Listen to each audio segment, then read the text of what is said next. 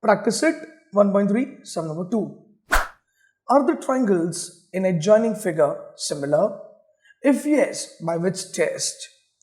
In the question, there are two triangles given to us.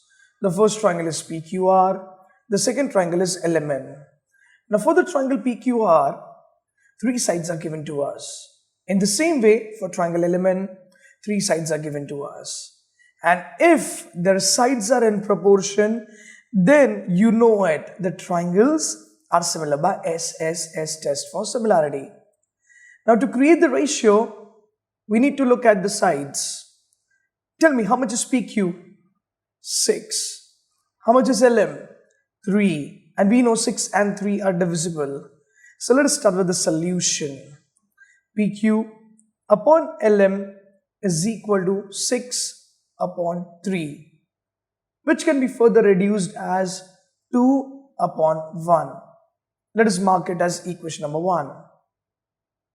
In the same way, QR is 8, MN is 4, and we know 8 and 4 are also divisible.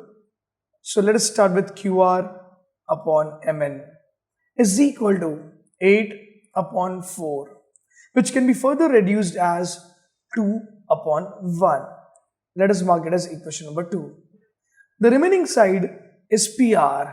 Now tell me, how much is PR? PR is 10.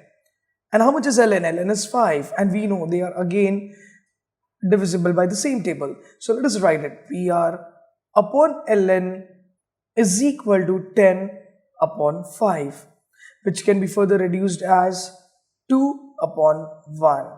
Let us mark it as equation number 3.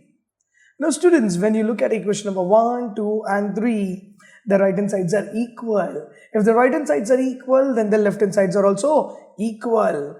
So let us understand, in triangle PQR and triangle LMN, PQ upon LM is equal to QR upon MN is also equal to PR upon LN. This is from equation number 1, 2 and 3.